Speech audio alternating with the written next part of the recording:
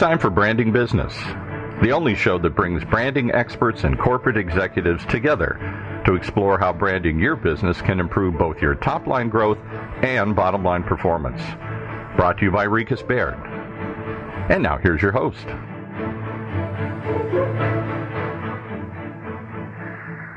Welcome to Branding Business with Rieches Baird. I'm Ryan Rieches, and today's show topic is personal branding.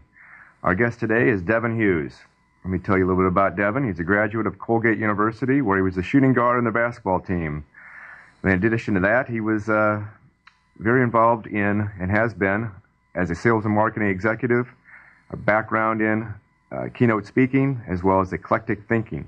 He draws on a variety of ideas, disciplines, and trends to inspire big thoughts and facilitate conversations. Best known for his expertise in personal branding, sales and marketing strategy, and leadership development. I find Devin an avid storyteller who has a unique ability to connect with audiences by inspiring them to the change they wish to see in the world. Devin is a frequent contributor to two popular blogs, the Personal Branding Blog and Upstart Nation. Devin, welcome to Branding Business. Hey, thank you for having me. I'm delighted to be here. Well, let me begin with just a big idea. Give us the overall concept of personal branding. Yeah, so it actually goes way, way back. Almost 15 years, I think, Tom Peters famously wrote about the brand called You in Fast Company. And there was a quote during that piece that resonated with me and still does today. And I assume most people know who Tom is. But to quote Tom, a personal brand is your promise to the marketplace and the world. And so that's stuck with me. And having a personal brand right now is not optional. And I say that, and it's somewhat controversial, but the concept of a personal brand, everyone has a professional reputation or a value proposition. They look no farther than one's boss, colleagues, clients, customers, partners. In essence, that's your personal brand, and in the digital age, it's more relevant now than ever. Well, certainly agree with that. Like many of our clients, we feel you need to look at your brand from the inside out. So I assume that's very similar when it comes to personal branding, building your personal brand from within. Yeah, it's actually no different. Whether you're a job seeker, an employee, a small business owner today, having a personal brand is essentially making sure that you're relevant, that what you do resonates with the marketplace. And what I suggest to people is look at yourself as a CEO of your own startup company. Now that company is brand you. So you need to continuously market, network, and position yourself just as a business does. And I know that's somewhat controversial now because people typically don't look like that. But that said, looking at your brand from the outside in, a branded website, a microsite, Facebook page, all that stuff, that's great. But in essence, what you really need is you need some feedback. Constant feedback is your brand, your personal brand, resonating with the marketplace? And as we both know, Ryan, the world continues to evolve and such that your personal brand needs to continue to evolve too. Mm-hmm.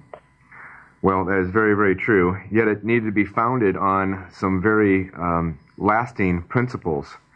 For example, we believe that with corporate branding, culture has a tremendous impact on the ability for that brand to be successful.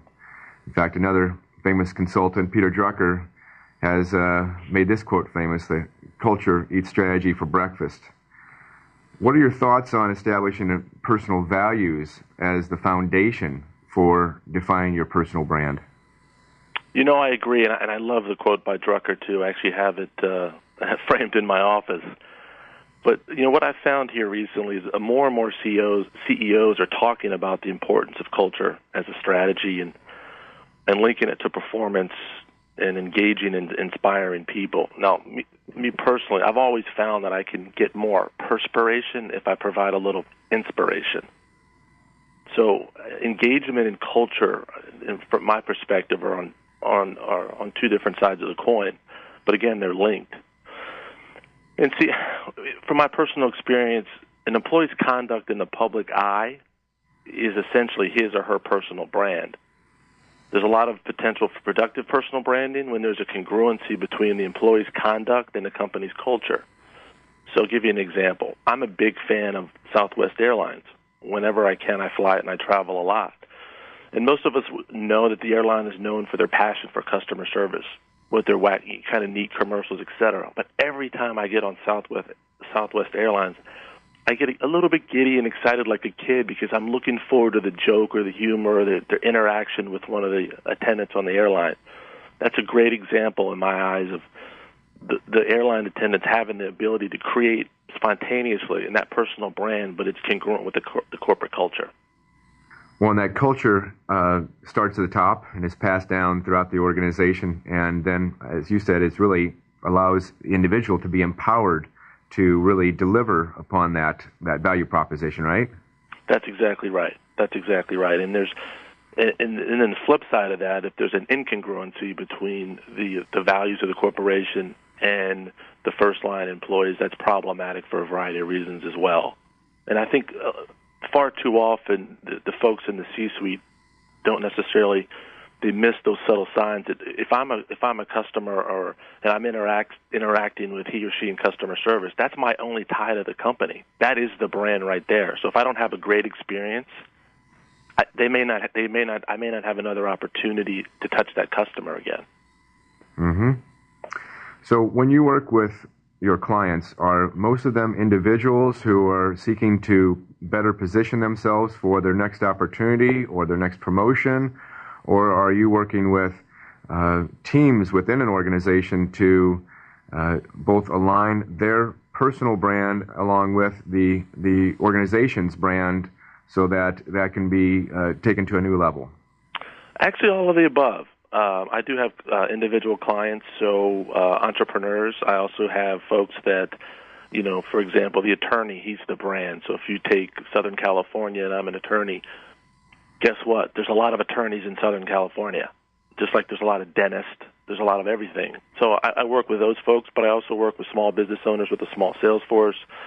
I also work with bigger companies that have in crowded markets where they have huge sales forces and they're trying to differentiate their brand amongst the masses. And how do they do that? And so there's that congruency between the values of the corporation and the frontline salespeople, but also their behavior, how they talk, walk. So it's all of the above. Makes sense. So when you're working with an individual or a sales team or the executives within this mid-sized company, how do you go about the process of developing a strong value proposition individually? Once again, we realize that the organization itself should have already come forward with a strong value proposition. If not, that's where a firm like ours can help. But we roll it out from a corporate-wide perspective, but it doesn't get down to the individual level. How do you go about defining an individual value proposition? Well, a couple things. First and foremost, we needed to establish what good looks like within that organization. And culture is one of those things that we often talk about, but it's really, really hard to get our arms around. And if you get 10 people in a room, invariably half the people have a different idea what their culture looks like. So, first and foremost, we need to establish a beachhead for what that looks like. So this is who we're going to go to market. This is what we represent. This is how we're going to resonate in the marketplace. And then from that, identify. You have internal and external customers. So I'm going to talk for a second on the external side. So if I'm customer facing and I'm a salesperson, what does that look like? What is my personal brand? What do I want to represent the company? So every customer interaction that I have, my behavior, again, what I talk, how I walk, everything, there has to be a congruence between that and the values of the company. If there's not, then there's an issue. So from that, the entire point for creating a personal brand is so they can stand out, be memorable, and resonate. Now, I heard something many, many years ago, Ryan, that I think still resonates today, and it's very simplistic, but it's kind of how I summarize it. Awesome spreads. Whatever that awesome looks like, whether that's customer service, whether that's a conversation, whether that's follow-up, whether that's empathy, whatever that is, what I try to do is find that awesome piece that this company has, bottle that up, some people call it the secret sauce, and help companies take that to market. do you have any examples of either an individual or how you've helped a small business define that? Yeah, actually, I mean, I do. I've worked with quite a few people, and I'm a keynote speaker and a professional speaker, and I do quite a bit of work with individual speakers, and I have one actually in particular that I'm working with now who is a former teacher, former college basketball coach. He's got a lot of he's got a lot of depth to his background, and looking around the galaxy, there are hundreds and hundreds and hundreds of speakers. So trying to create a message that stands out. The first thing that I work with him is it's got to be authentic. It's got to be different. All right, everyone says that they do this or that. Now, in his case, he comes from a place that he can talk about kids and colleges, again, because he was a former basketball coach. So his message is about uplifting. It's about overcoming adversity. It's about pushing through when it's just, when it's uncomfortable. It's about being comfortable, being uncomfortable. Now, in this particular individual, had no concept for what social media looked like. So I'm kind of taking him for the full gamut. Now, granted, we're still a work in progress, but he's actively now speaking on the circuit, continuing to build his brand, feeling more comfortable with kind of who he is, and his message is continuing to evolve. Great example of someone who is out basically communicating to others, but yet still needed help. It's like the train the trainer, right? Or the pro still needs someone to help them. Well, it's kind of ironic because in the speaking profession, it's a very lonely profession. I mean, we are the embodiment of our brand.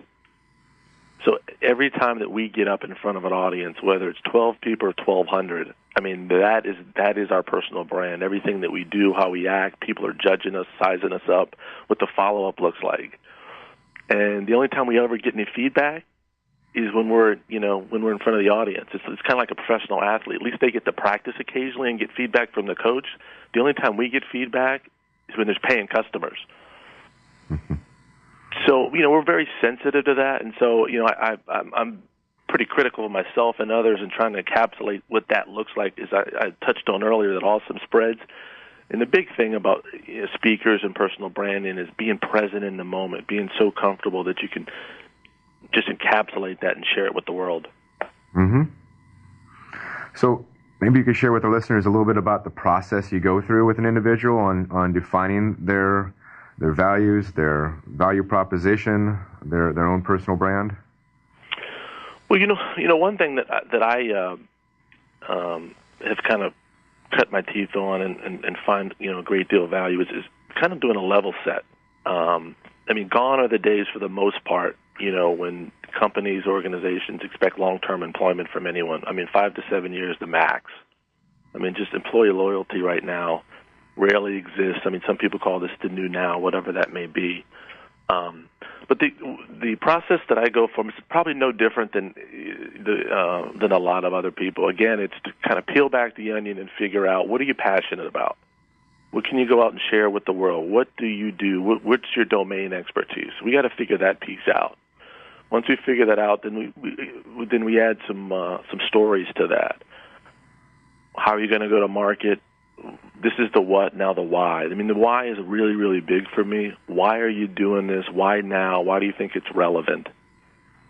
And then once we go through that process, then it's continuing to add more pieces to the puzzle.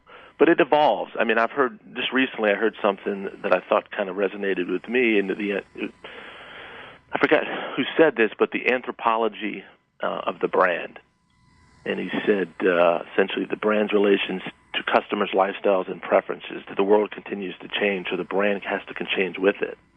And in some ways, that's very much similar to the process that I do with speakers, is that the same thing that you did 2 years ago is probably not going to be relevant today. And so we got to constantly work of refining the brand, refining the message, et cetera, to the market. Same thing applies to the corporate world as well. We establish the brand, the foundation for the brand, but it definitely needs to adjust as the marketplace adjusts as well. Well, let me look at this topic here a little bit more on the leadership behind the brand. We find that an organization will not be successful bringing a value proposition forth unless it is aligned at the top, at the leadership level. CEO begins that process, and the leadership team owns it. And I would imagine that the majority of people that you coach and help define their personal brand are in some sort of leadership position. Maybe you could talk to us a little bit about the expectations of how your work together with them can evolve them to become a better leader. No, and I appreciate you saying that. There's absolutely a need, and I think one of the biggest challenges for anyone in a leadership position is to self-diagnose, right? To say that, you know what, I need help, or I could do more. And this concept of personal branding, for some, you could debate whether or not it's new or not. Some obvious to some, not so obvious to others. But the personal brand isn't something that just comes together through good intention, nor is it something you can live with out in this day and age. I mean, in my opinion, the business world is attention-starved and it's unforgiving. To get anything done in this digital world, you need to connect with and influence a small village of decision-makers. Seth Godin refers to it as a tribe, right? We need to create a sense of community. The premise for that is to articulate, kind of lay it out for the leadership team to understand that. And part of the challenge that I do have, and I'll share with you, is that a lot of the leaders that I work with are really trapped in the paradigm of years past. This Facebook, this Twitter, they just don't get it. They don't understand. They're still using the same playbook from 10 years ago. If I'm able to articulate and connect on a visceral level with people to get them to understand that concept, then I'm far more successful. Now, there seems to be at times a misunderstanding between personal branding and the corporate world. But I think they're congruent, and this is why. Because if you have people where they, as you touched on earlier, there's a very strong culture. The personal brand is great for employees too. Why? Because the employees have empathy for the struggles and views of both customers and coworkers. They're generous with their time and attention. They don't keep score. They're curious about the processes and the relationships. If you read Zappos or Southwest Airlines, there's so many examples, but the one that I like to describe to people is to create a culture that is so sticky that you can taste it, that people get excited to come to work. If you can do that, the brand will resonate because people will be excited to go out into the marketplace. That's pretty powerful.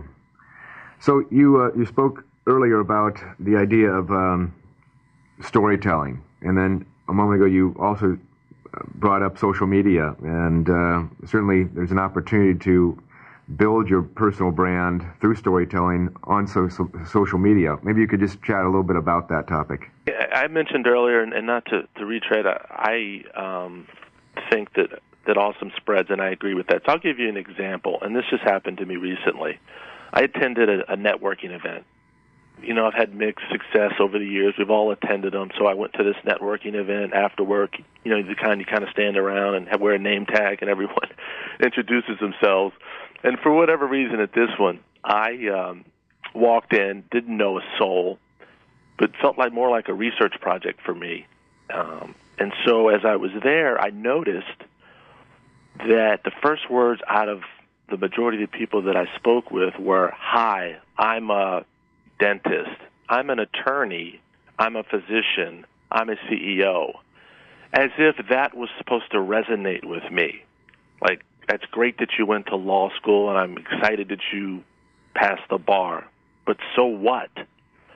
And I think so many of the people that I came in contact and so many people that I found in general, again, fall back on what they do, but, or as opposed to why they do it or what's different. So tell me something unique about yourself. Where have you lived? How many kids do you have? Do you have any hobbies? For so many of us, we forgot that at the end of the day, it all comes down to relationships. I know a lot of attorneys, okay, but why would I engage with you?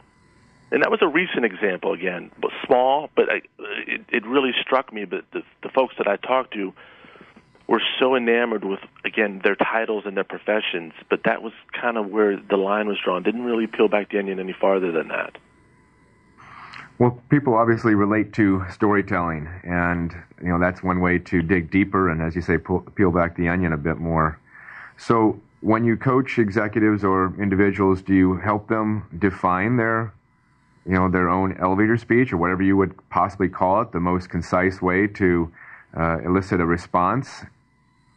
I do, and I don't think I answered your question specifically. So we all have stories, right? And so you say it, story time, and people think kids and whatever, but stories are our native language. I mean, that's how I learned. I spent quite a bit of my childhood in the South.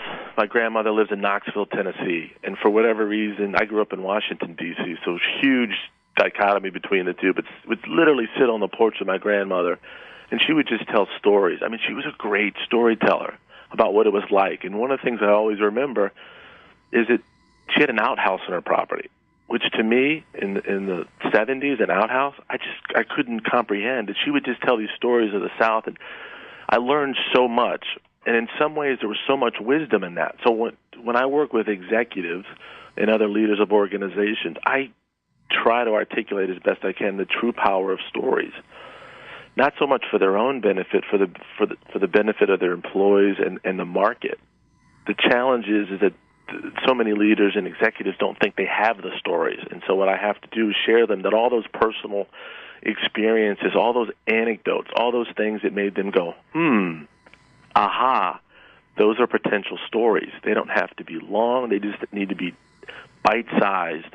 Gives people an opportunity to get a personal connection with you, and there's a lot of learning, and those anecdotes are really good tools.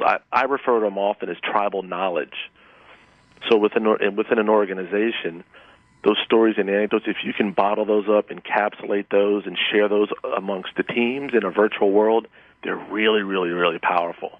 It's just getting people in the habit of doing it frequently, and it's a challenge. So when you're working with sales teams, is that one of the techniques you use, is to get people to open up and dig deeper, start telling stories about themselves and find what resonates and what doesn't?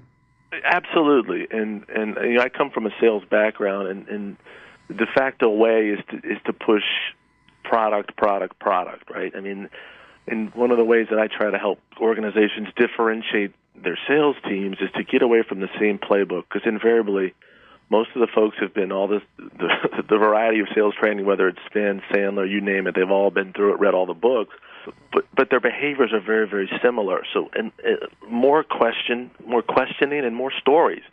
Now, you may say, well, what stories would be relevant? Stories about where you've actually solved a customer problem, helped the customer overcome a challenge, helped the customer drive revenue, efficiency, whatever, but relate it to the customer's business. If it's in the same vertical, it's more powerful.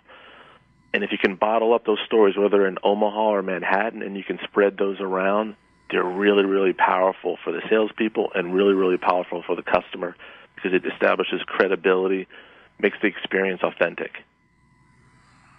Well, it makes sense, as well as you get the benefit of other people remembering those stories, because I would imagine, as it relates to businesses who often find the greatest benefit is being referred in as opposed to a cold call. Same thing applies to an individual. So having your storytelling down to the point where other people remember what makes you unique and different, once again, as you said, it has to be relevant, is a great opportunity to be referred. So what you're ultimately trying to do, it seems like, is to build some equity in that personal brand, right? So known for something that's unique, different, and relevant. So the same thing we do in corporate branding, but maybe you can just share with us your viewpoint on the similarities or the differences in the concept of building long-term equity in a brand. Well, see, every interaction contributes to the personal brand that you have or you've created. You either enhance it or detract from it, in my opinion. Some interactions don't contribute positively or negatively necessarily, but rather just provide more information for what the brand stands for. You could arguably debate whether or not that detracts or not. Are you fun? Are you intelligent? Are you witty? Are you cool? Are you the cool brand? Are you sophisticated? Are you down to earth? Are you approachable? You see, personal branding is about intentionally influencing how the world sees you. Now, again, I use the word intentionally. It's about purposely packaging the brand called you. Now, the benefits, although obvious maybe to me, maybe not so much to others. I mean, it resonates both inside the company and outside, whether it's your coworkers, whether it's on a job interview, whether it's, we talked about Southwest Airlines, whether it's, creating an authentic experience. But all that matters. I'll give you an example. I was on a flight recently on the way back from Kansas City, and I sat next to someone. And, maybe not like you, I typically tend to just kind of keep my head down, open up the Kindle, kind of get through the experience. Well, on this particular flight, I had someone next to me who was really, really chatty, and I felt bad because she wanted to engage. So finally I ceased and desisted and engaged. And for the next 45 minutes, this lady, for some odd reason, all she did was talk about herself. She told me her whole career from when she got out of college up until now, and then she even told me what she had aspirations to do more. Now, if we were playing a game of tennis, it wouldn't have been much fun because she was the only one who got to serve. So as you can imagine, from a brand equity standpoint, I wasn't real impressed, and I'm not sure that I would have sent her a LinkedIn invite after because she never asked about me. It was all about her. And that's a small, myopic example, but for some reason, that jumped out at me as I was sitting there with her. Now, as I mentioned earlier, to build a personal brand, it's got to be memorable, but memorable in a positive way, impressive, in a way that I want to re-engage, that I want to connect again. As you might imagine, I'm probably not going to connect with her again. Well, a good example. Once again, relevancy comes into play, and asking questions and this counterbalance is critical in any type of relationship building. And I think that's what you mentioned, is how important relationships are in defining and building, and then, as you said, building equity in your own personal brand. Well, hey, Devin, we're about out of time here, so I'd just like to recap a few of the takeaways that I picked up off this discussion. Certainly your viewpoint and your definition of the personal brand is your individual promise to the marketplace and the world. Love the idea of putting people in the mindset of becoming the CEO of their own individual startup. Also, very similar to the way we go about corporate branding is the personal brand needs to stand out, be memorable, be relevant, and it has to be based on authenticity. It has to feel natural, and it has to come from within. It has to be built from within as well. And I also really relate to your starting point when you are coaching someone as it relates to starting with your passion, because that's where you'll be most happy, and that's where you'll be most successful. And I think success emanates from that philosophy. So it all makes sense to me. Devin, anything else to add upon that? I think I think you summed it up quite well. And again, having a personal brand is not optional. Whether you acknowledge it or not, you have one. Now it's incumbent upon you to figure out and craft and create what that brand is going to be to the marketplace. It's a little bit of heavy lifting, but it's doable. And in the digital world, it's an absolute necessity, in my opinion. Devin, I think that's an excellent point. Well, hey, thank you for being a guest on Brandy Business. If our listeners have any questions for you, how could they best reach you? They could also call me, email me. I'm quite accessible, a variety of different ways. The email would probably be easiest. It's Devin, D-E-V-I-N, at devinchughes.com, and that's D-E-V-I-N Hughes. My phone number, you can call the office at 888-964-1113. Great. Devin, thanks again. Well, you've been listening to another edition of Brandy Business with Rieches Baird. If you'd like to listen to past shows or read our blog series, please visit brandingbusiness.com.